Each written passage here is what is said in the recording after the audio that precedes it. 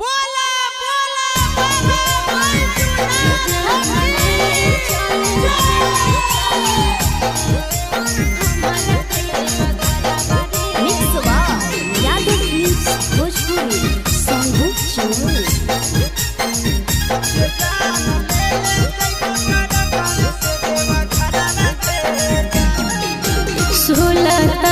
गंजा से देवघर के लागे कितना भरावा रे जान।